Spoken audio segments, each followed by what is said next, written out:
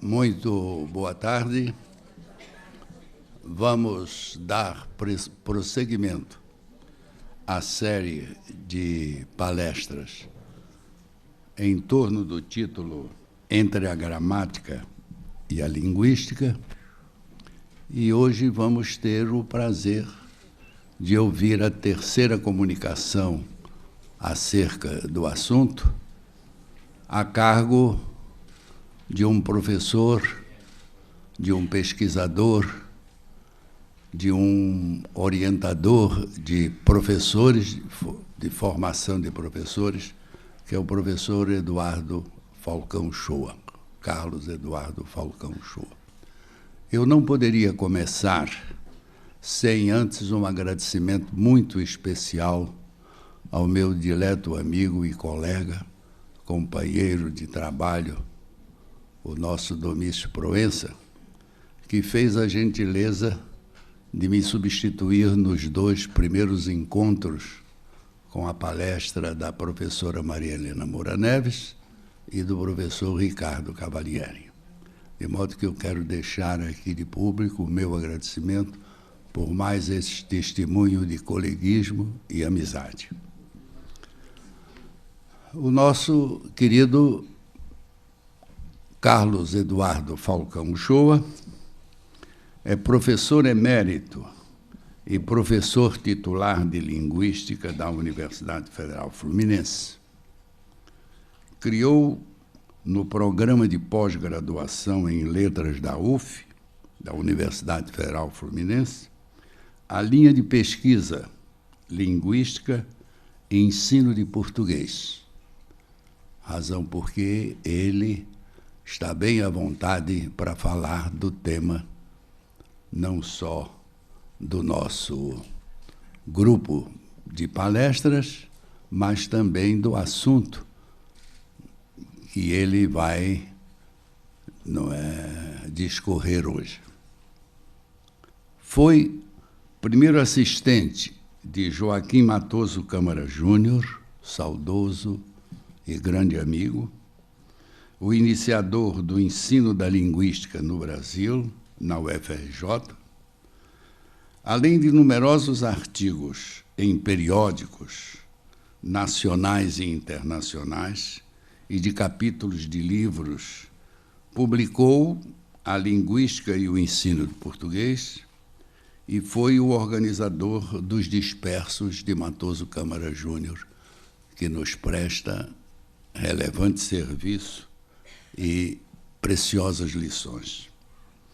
Coordenador da coleção Linguística e Filologia da editora Ao Livro Técnico, membro fundador da Associação Brasileira de Linguística, Abralim, e membro titular da Academia Brasileira de Filologia. Atualmente, leciona linguístico no curso de especialização em língua portuguesa do Liceu Literário Português. Entre seus livros, destacam-se ainda O Ensino da Gramática, Caminhos e Descaminhos, que mereceu o prêmio Francisco Alves desta academia, A Linguagem, Teoria, Ensino e Historiografia, e sobre o ensino da análise sintática, História e Redirecionamento. De modo que vamos ter a alegria e o prazer de ouvir o professor Carlos Eduardo Falcão Shoa.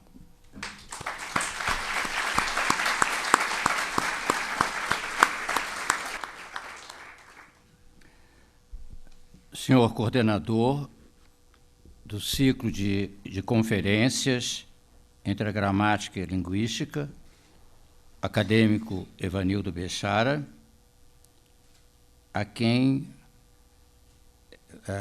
manifesto o meu contentamento pelo retorno às atividades acadêmicas, para a alegria dos seus amigos, dos seus colegas e dos seus admiradores.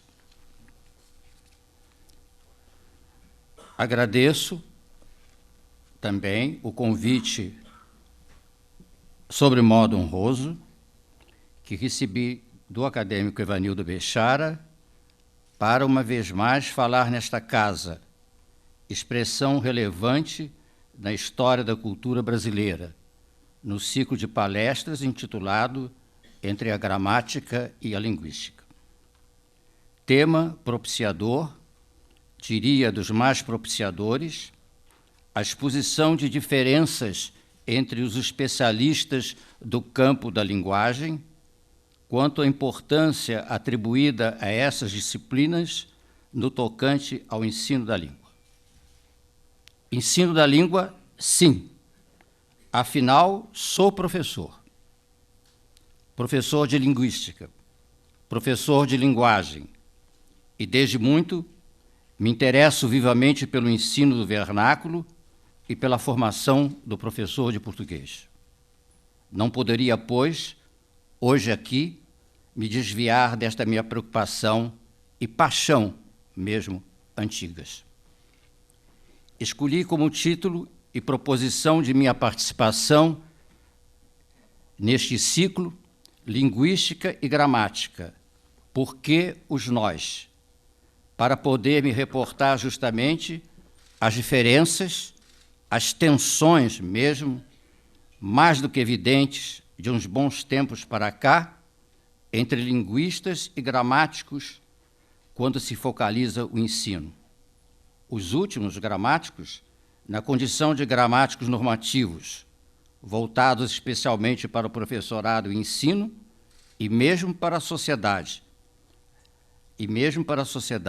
na sua atribuição de documentar e descrever a norma linguística, sobretudo, mas não somente escrita, porque se pauta o discurso das pessoas cultas.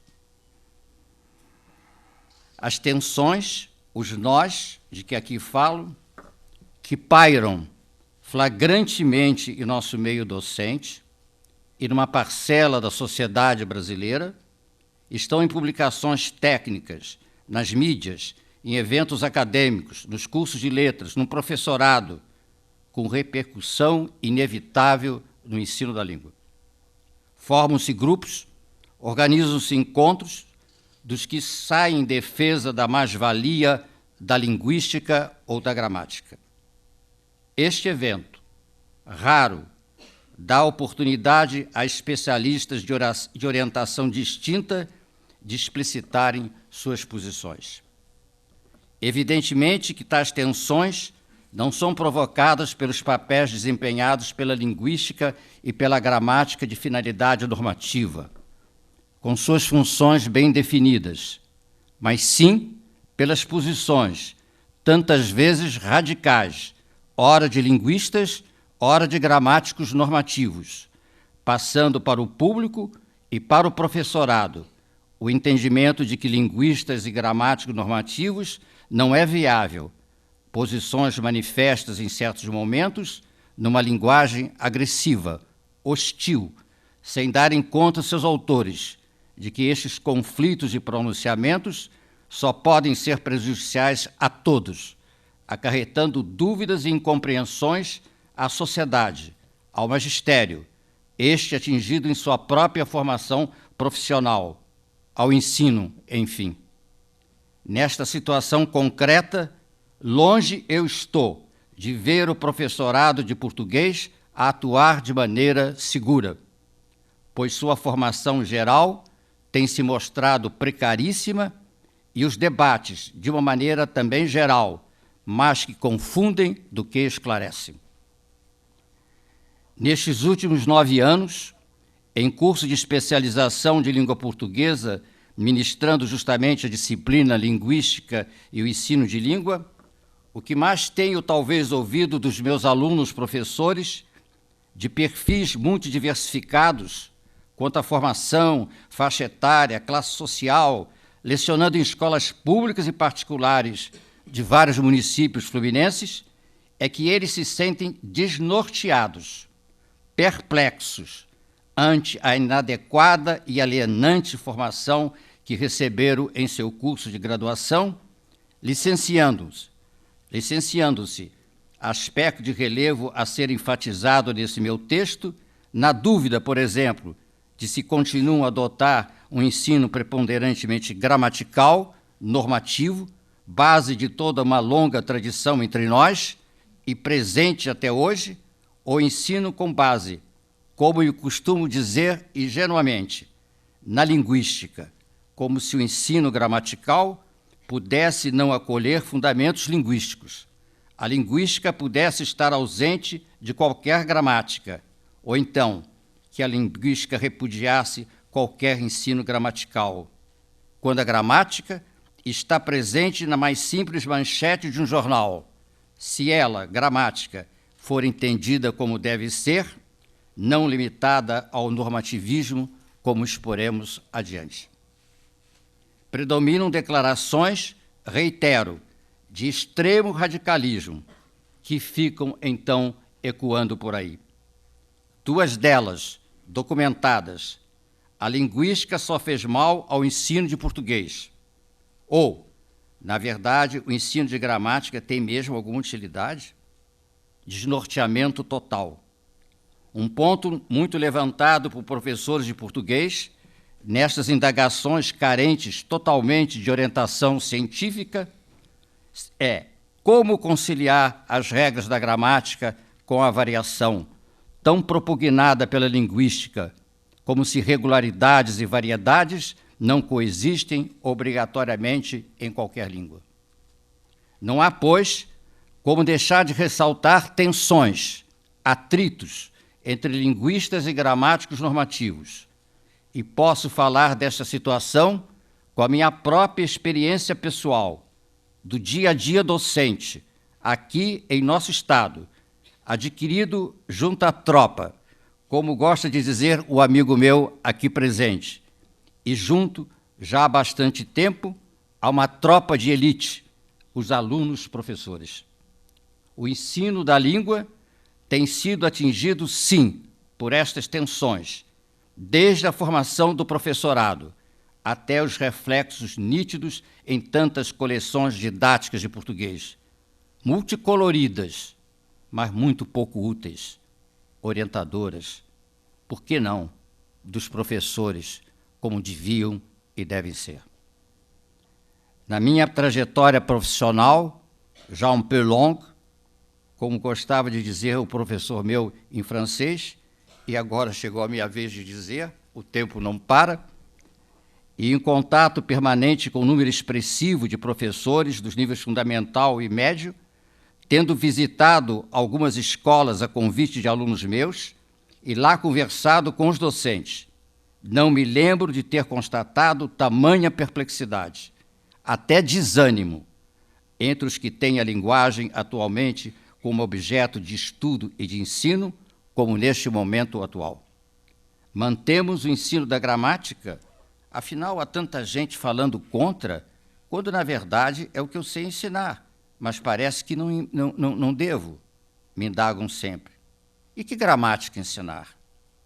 E a lembrar ainda, os cursos superiores de formação de professores de diferentes áreas são procurados cada vez mais por jovens, em sua maioria, originários de níveis sociais, em que as práticas letradas, leitura e escrita, são muito limitadas, quando não são praticamente nulas.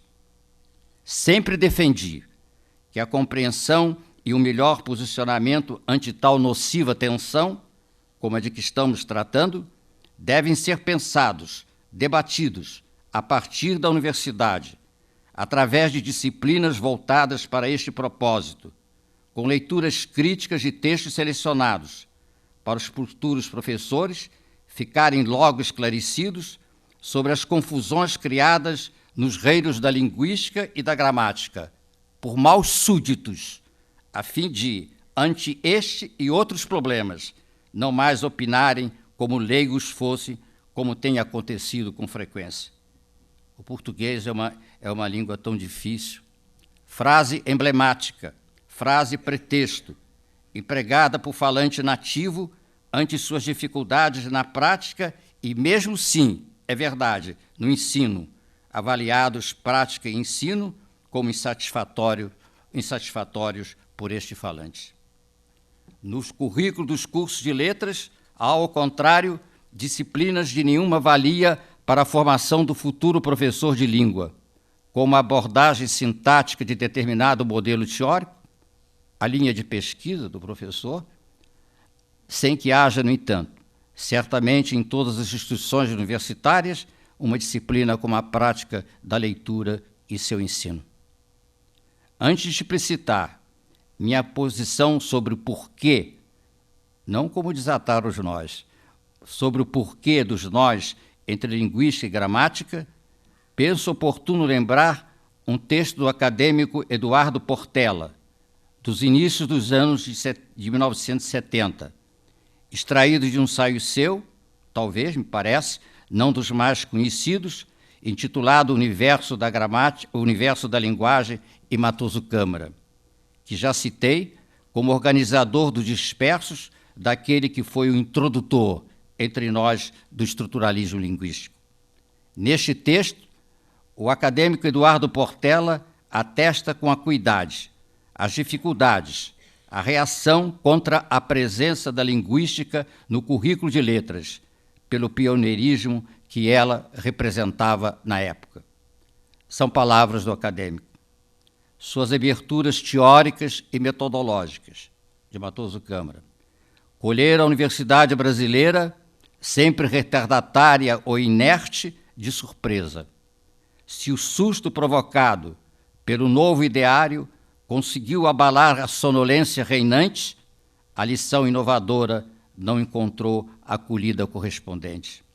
O estudo das linguagens era uma contradança tranquila, que reunia de um lado a gramática gloriosa e fáustica, alçada ostensiva, a gramática sobrevivente e sempre prestigiada, e de outro lado a filologia, gloriosa e fáustica, alçada ostensivamente à condição de cargo-chefe das ciências do espírito.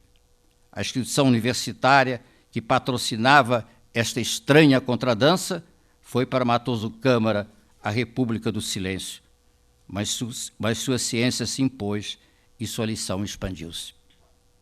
As tensões, porém, sobre que aqui tento refletir, concernem a influência que a linguística passou a exercer, como era de se esperar, sobre o ensino de português nos níveis fundamental e médio.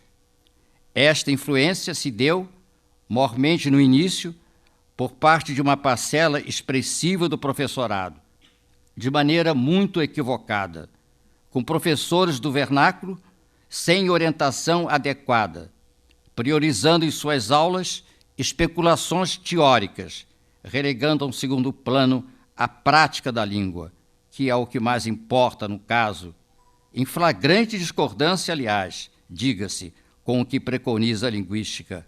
O ensino de uma língua deve estar sempre estimulando a atividade textual diversificada, quer na leitura, quer na produção textual.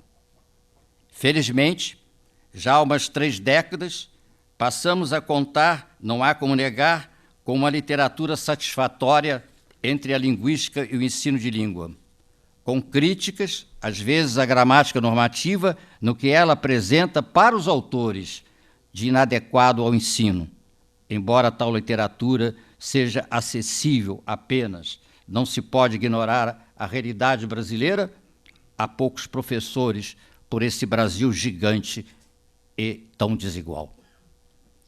Mas em breves palavras, falemos sobre a linguística e a gramática como campos de estudo, pois a falta de um esclarecimento mais preciso das duas é a causa, muitas vezes, das tensões ocorrentes entre elas. Creio que a orientação mais geral nos cursos de licenciatura, de ensinar linguística para que o aluno venha a saber linguística, como se ele fosse ser professor de linguística, não capacitando os alunos a pensarem também sobre pedagogias da linguagem, dissociou, nocivamente, desde o início, teoria e pesquisa linguística do ensino do idioma, estudo científico da prática pedagógica. A literatura intermediária de que falo é que vem preenchendo um vazio que os cursos de letras estavam deixando, vazio este diminuído, com a adoção justamente de alguma dessas obras de aproximação da linguística do ensino. A grande maioria de autores brasileiros, além de revistas, não periódicos, destinados aos professores de língua, com alguns úteis artigos. Atualmente, já contamos mesmo em alguns cursos de pós-graduação com a linha de pesquisa linguística e ensino de língua, não podendo eu precisar como são desenvolvidos.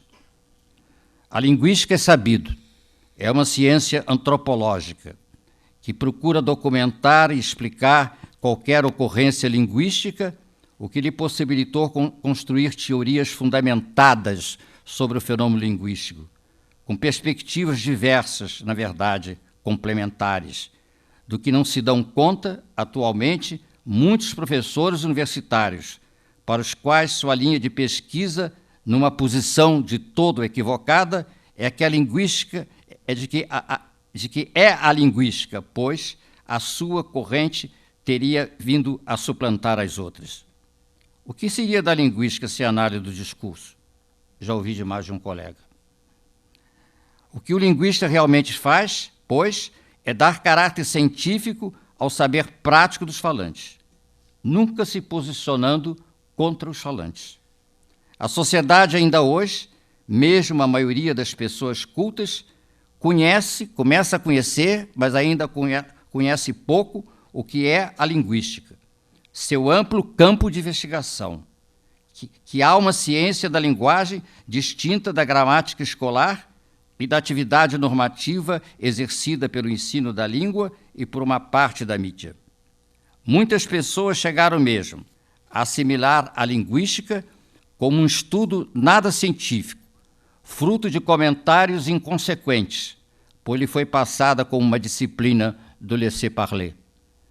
O linguista, no entanto, lembra a Andrés Martinet, perante casos, reporto minha tradução de uma obra sua para o português, perante casos como haviam muitas lutas homenageantes, ignora tanto a indignação do que se manifestam contra quem se invale de tais empregos, não próprios da fala culta, como o júbilo iconoclasta a registrar tais formas distantes do uso culto. Ocorrências como estas representam para o linguista simples fatos a observar e explicar, dentro dos usos em que aparece. De modo que o papel do linguista não o inibe de apontar censuras ou até apreciações trocistas, a que tais e outras inúmeras ocorrências se prestam, nem a indiferença em que deixam outros. Mas ele se abstém de tomar partido a favor ou contra, porque simplesmente não é esse o seu papel. O linguista, pois, fique claro, não deixa de manifestar estranheza ante certas falas, mas não as censura. Tenta, quando pode e até onde pode, explicá-las. Mas não só a linguística é uma ciência em geral desconhecida da sociedade. Também a gramática não é entendida mais ampla e congruentemente como deve ser, mesmo por uma parte expressiva do professorado, graças à precariedade, sempre retornando a este ponto de sua formação. A gramática parece ainda quase sempre identificada à gramática normativa. No entanto, gramática é antes um saber internalizado, que crianças, ainda em tenra idade, já possuem, como qualquer analfabeto também. Saber este que se manifesta em cada ato de fala. Logo, os dois conceitos fundamentais de gramática são de gramática internalizada, gramática, pois, como objeto de investigação e análise, e gramática que tem como escopo a descrição justamente dessa gramática internalizada, e não a oposição entre gramática descritiva e gramática normativa, como se propala com frequência. A gramática descritiva, que tem, evidentemente, de se apoiar em um modelo teórico, os modelos vão surgindo na trajetória da ciência linguística, visa a documentar e analisar qualquer variedade de uma língua, ou qualquer língua ágrafa mesmo, sem se prender a nenhum critério de correção, importando sempre para ela o como se diz em certa comunidade linguística em determinada interação social. Portanto, a gramática como descritiva é também estudo científico, pertence à linguística, no plano histórico de cada língua a estudar. A linguística não é apenas uma ciência de princípios gerais, que se situam no plano universal, mas é também ciência descritiva. Já a gramática normativa, por ter uma finalidade prática, se situa no âmbito da aplicação da ciência. Ela, certamente, é a mais conhecida, se não a única conhecida do professorado. Como seria uma gramática descritiva, me perguntam. E também por parte, embora minoritária, da sociedade brasileira. É a que é consultada, a que goza de prestígio social, a que continua servindo de base ao ensino escolar. Mas ela é também gramática descritiva, na situação em que nos interessa aqui o ensino, gramática descritiva da variedade culta da língua, mas com um objetivo pedagógico, com toda uma preocupação, então, didática, na linguagem e na apresentação do conhecimento veiculado, de firmar o uso de construções próprias de uma norma, pois visa mostrar como se deve dizer, segundo esta norma de conduta linguística, que se escolheu como padrão, particularmente para o uso escrito e oral da linguagem em instâncias públicas.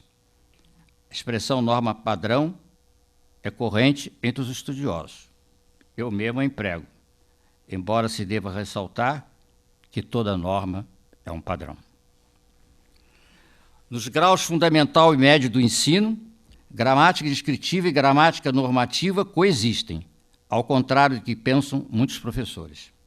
Na medida em que predomine a aprendizagem prática da língua, na produção escrita, por exemplo, pode-se valer mais da gramática normativa, com base no confronto das diferenças entre a variedade cotidiana dos alunos, legítima em si, e a culta, sem, evidentemente, e aqui é importante ressaltar, nenhuma postura estigmatizadora no tocante à expressão dos alunos, levando-os, desde cedo, no entanto, a se conscientizarem de que estão na escola, afinal, para, em linguagem, aprenderem novos modos de dizer, com prioridade para os pertencentes à variedade que goza de maior prestígio social.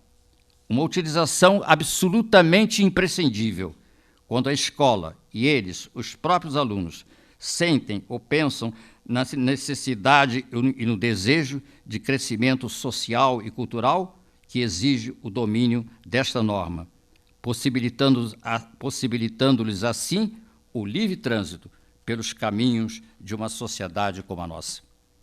Mas o professor já estará no âmbito da gramática descritiva quando tratar, por exemplo, da estrutura e formação de palavras, das estruturas oracionais e tanto mais. O nó entre a linguística e a gramática se tem tornado mesmo quase nó cego, quando se focaliza o problema da gramática normativa no ensino, por algumas razões, detendo-me eu apenas aqui em duas delas. Em primeiro lugar, os linguistas não aceitam, e não podem aceitar, as estigmatizações de alguns gramáticos normativos em relação a qualquer forma ou construção considerada não culta. Não sabe falar português, pois comete muitos equívocos. É o comentário feito por normativistas radicais quando ouvido um falante de baixa escolaridade. Ora, o falar da esmagadora maioria da população brasileira seria assim estigmatizado.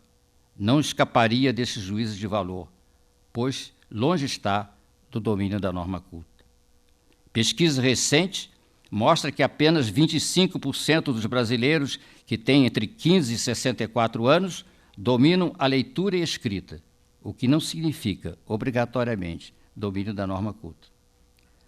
dado que devia ser estarrecedor para todos os brasileiros e para as autoridades educacionais.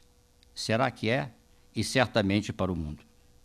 O não ter o domínio da variedade culta deve ser uma constatação, mas não propiciadora de preconceitos, sempre reducionistas, empobrecedores, não só na linguagem, como também na vida.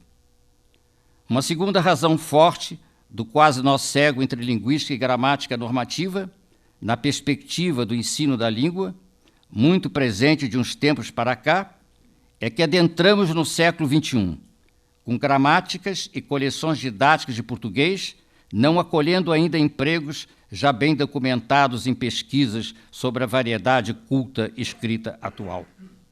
Uma sociedade como a contemporânea, caracterizada pela intensa mobilidade, pela circulação de influências culturais diversas e pelo interrelacionamento constante entre variedades escritas e faladas, explica a situação de estarmos utilizando de uma língua em ebulição, propiciadora, entre outros traços linguísticos, da ocorrência de polimorfismos.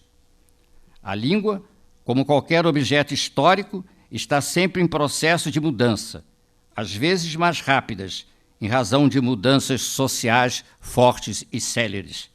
Ela não pode ser posta numa redoma de vidro, a fim de se abrigar das mudanças sociais, o que redundaria certamente em sua morte letárgica. Língua é sempre tradição e inovação. No seu estudo, não há, pois, lugar para os retrógrados, no fundo, a lastimarem um passado em parte não mais presente, como Sarienta Levi-Strauss, que, como sabem, estudou línguas indígenas e também uma língua indígena brasileira. Não há, pois, lugar para os retrógrados. No fundo, a lastimarem um passado em parte não mais presente, nem para os iconoclastas de plantão, às vezes no verdadeiro terrorismo contra o passado, com noções e conceitos mal fixados que não chegam a rigor a se constituir e já se oferecem para o consumo drogado do modismo intelectual. Tantas observações fundamentais sobre a linguagem, feitas por um Aristóteles ou por um Santo Agostinho, estão presentes na contemporaneidade, enquanto teorias linguísticas incongruentes, que se constituíram assodadamente em certo momento le dernier cri da ciência linguística, hoje já não são praticamente mencionadas. O Brasil, na segunda metade do século, continuou uma longa tradição sua, a de assistir, até hoje, à publicação de inúmeras gramáticas, as mais recentes, sem intento normativo, como uma fundamentação teórica nova, graças ao avanço da ciência da linguagem, fundamentação esta frequentemente não assimilável pelo professorado. Mas o que vem causando mais tensões, desconfortos entre gramáticas normativas e linguistas, estes, deixando de se centrar apenas na variação linguística, para passarem para o terreno de também fixar regras, a elaborarem, pois, suas gramáticas sem intento normativo, está, na verdade, na diversidade hoje considerável, e diria grave, de corpora que se apresentam hoje para a documentação do que considerar de emprego culto. Se é verdade que, a rigor, nunca se contou com o consenso entre os gramáticos sobre todas as construções da língua culta, grammatici certans, segundo o velho Horácio, mas que se referia apenas a certas discrepâncias gramaticais, também é verdade que, em nossa época, o dissenso se tornou perturbador, muito perturbador, para o professorado e para o ensino. Assim, há circulando entre nós gramáticas cujos corpora estão mais presos à tradição literária lusitana e brasileira do século XIX e parte da primeira metade do século XX, até aquelas que incluem formas e construções do uso oral francamente coloquial no status de culto. Neste caso, é muito difícil conviver com essas diferenças de posicionamento, sobretudo no ensino.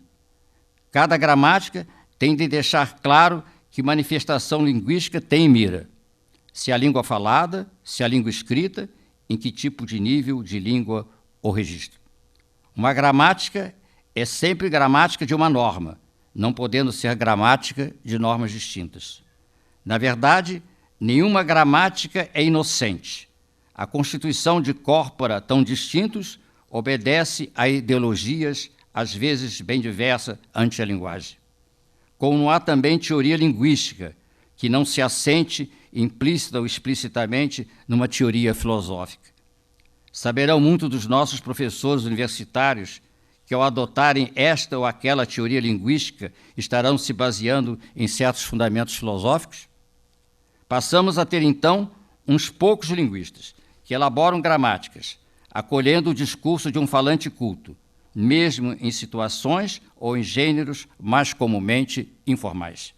Para eles, um falante culto é sempre um falante culto, escrevendo ou falando, ainda que em situações de extrema informalidade.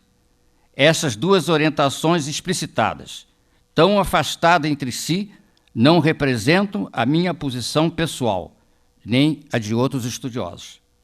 Por que não nos voltarmos, proposta como qualquer proposta sujeita à crítica, por que não nos voltarmos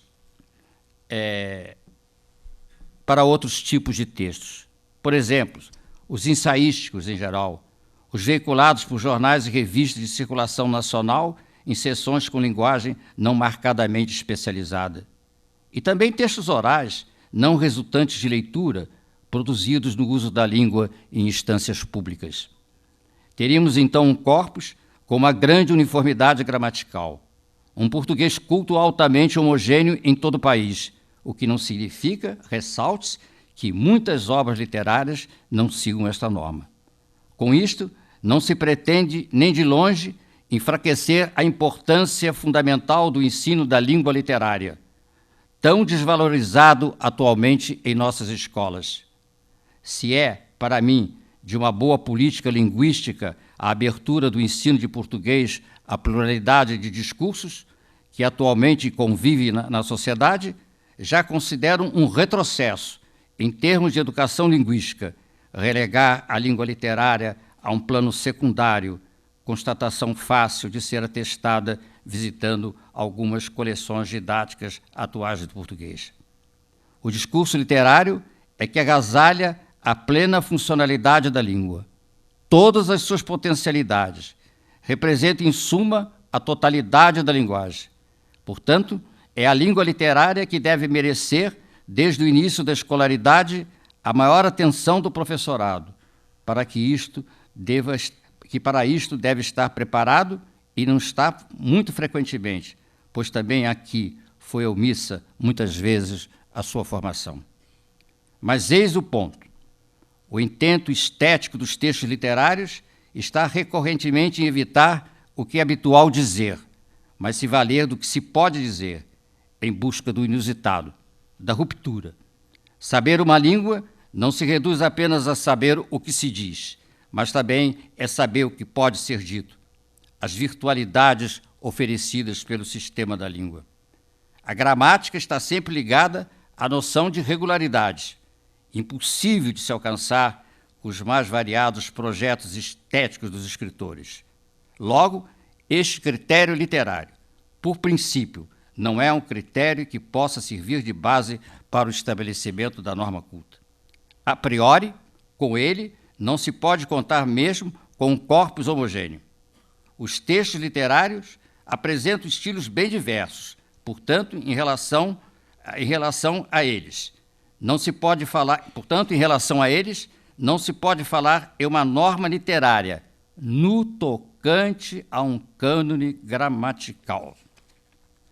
Creio que na situação atual seja útil a distinção entre gramáticas de consulta e gramáticas de estudo.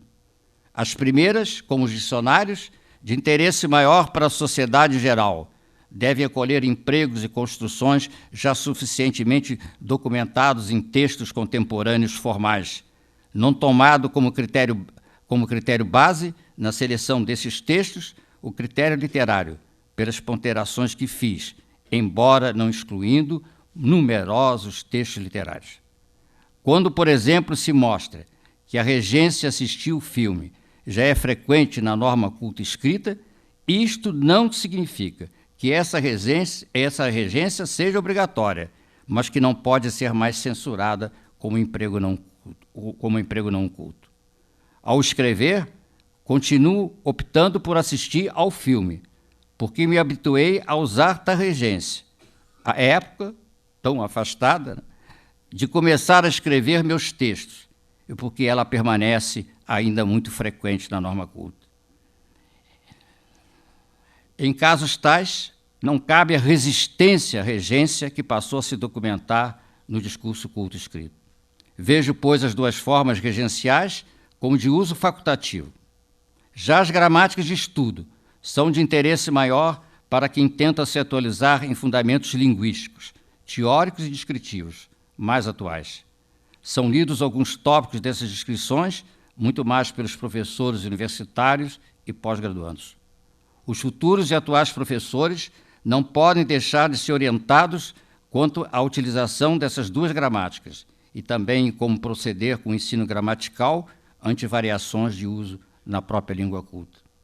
O professor tem de enfrentar a sala de aula. Esta é a sua realidade.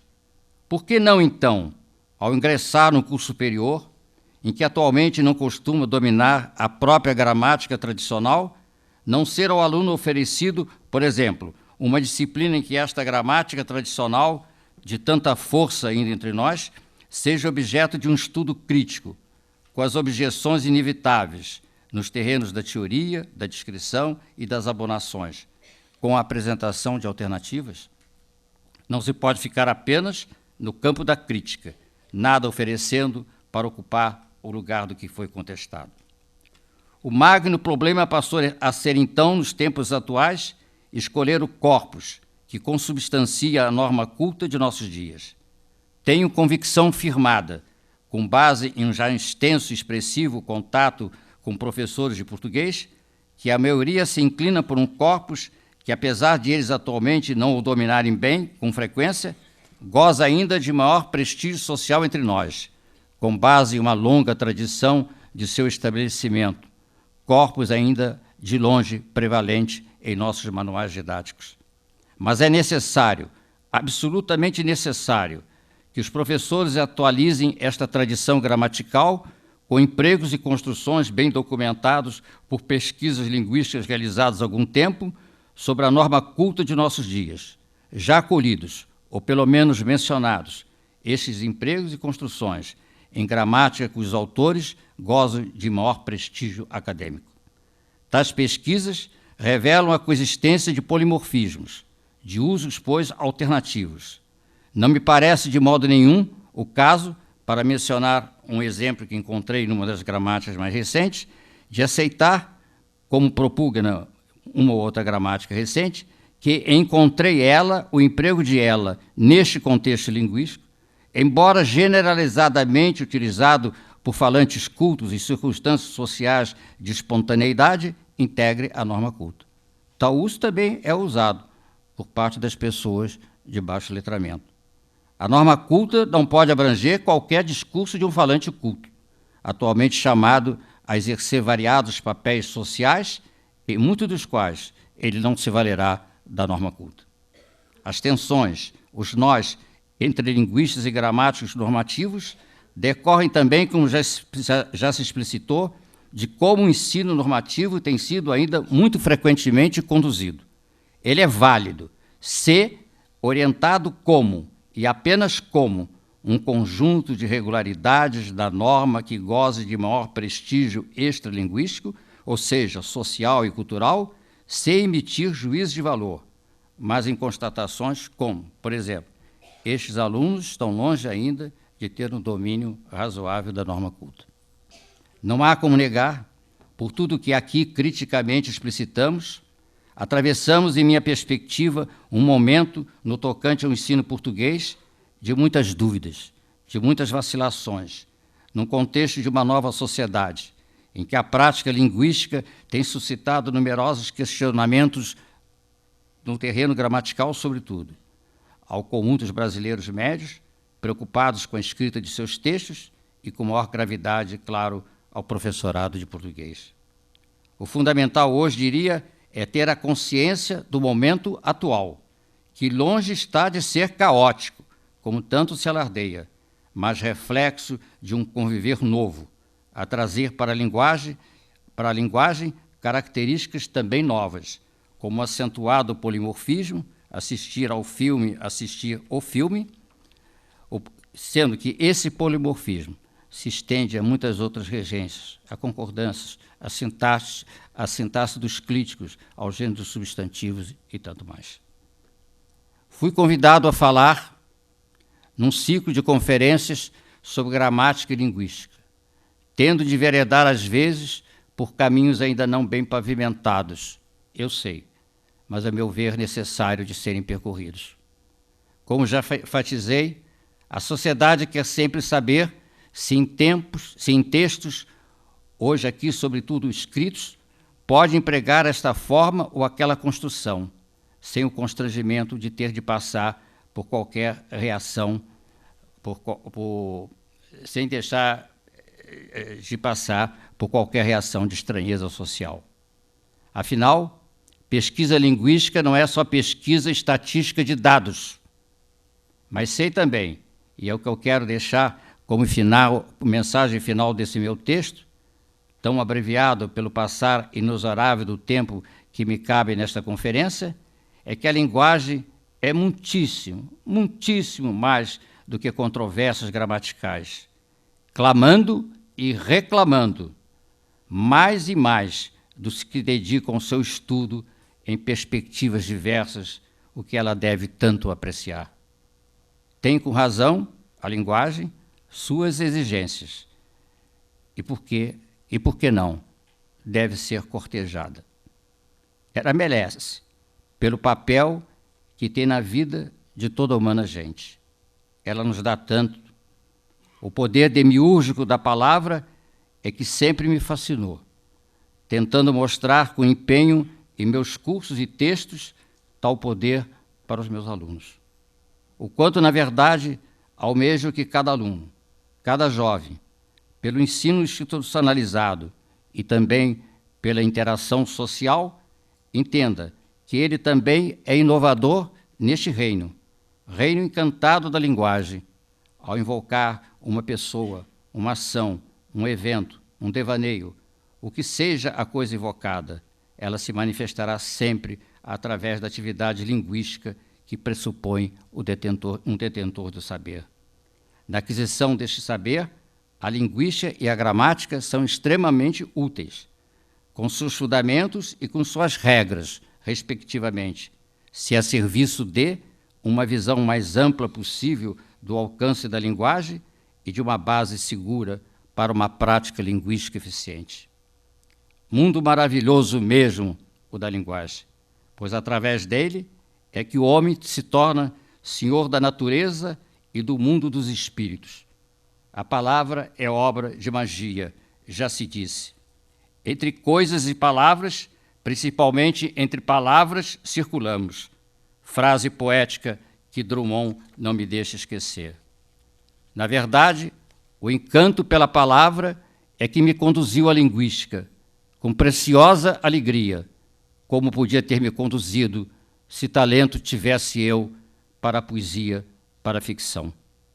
Outro dia fiquei encantado, sem ter morrido, evidentemente, ao ouvir uma entrevista concedida pela acadêmica Nélida Pinhon à televisão. Disse ela, ao final, arrematando: não posso conceber minha vida sem as palavras, são o meu mundo. Nem eu, acrescentei na hora, do outro lado da tela, em doce conluio com a ilustre acadêmica.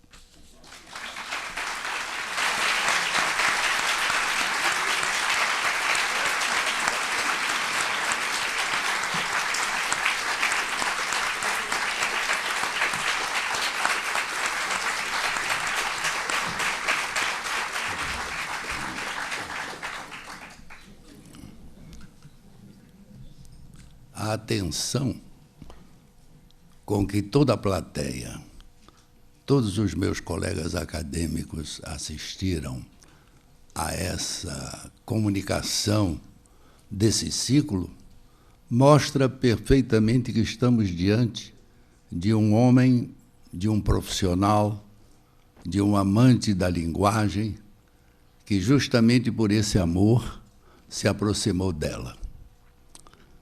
De todas as verdades ditas pelo nosso Carlos Eduardo Uchoa sobre o seu tema, podemos dizer que tudo isso se encerra numa declaração de Benedetto Croce, que diz que conhecer é distinguir. Se nós não fazemos as distinções entre o papel do linguista, que examina a língua em toda a sua potencialidade, sem preocupações normativas e muito menos sem preocupações prejudiciais, e o trabalho do professor de língua portuguesa, que prepara uma geração para usar a palavra dentro daquela norma, padrão, dentro daquela exemplaridade exigida pelas pessoas de cultura, se nós não separarmos estes dois campos que existem, que devem existir, que devem continuar produzindo os seus trabalhos, mas que não podem trazer confusões que gerem a apresentação desses nós a que o nosso querido Uchoa se referiu. Realmente estamos diante de uma disciplina nova, principalmente a sociolinguística, que vem mostrar a que veio, que vem determinar no plano das ciências da linguagem o campo a que deve pertencer. E quando uma disciplina nova vem para este campo, ela vem iconoclasta. Ela vem dizer que tudo antes dela não está bem e que ela veio para salvar a credibilidade da ciência.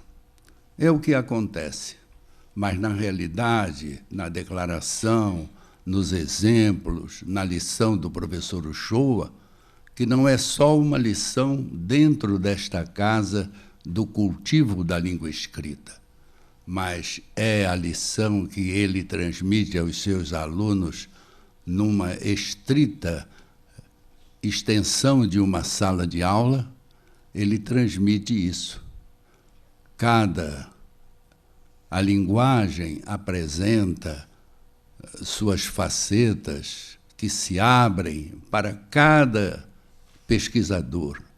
Cada pesquisador tem o direito de se aproximar da linguagem, das manifestações linguísticas e tirar dela, dessa linguagem, tirar dela o que ele quer trazer à luz do dia, à luz da sua ciência. De modo que o professor Matoso Câmara, que foi o grande professor do nosso Uchoa e que foi professor de todos nós, Matoso Câmara dizia que é tão pecaminoso para o ensino o linguista assumir a posição do professor de língua, como o professor de língua examinar a língua como um linguista. São campos diferentes, são atitudes diferentes, são objetivos diferentes e são objetos de pesquisa também diferentes. De modo que esta plateia assistiu atenta.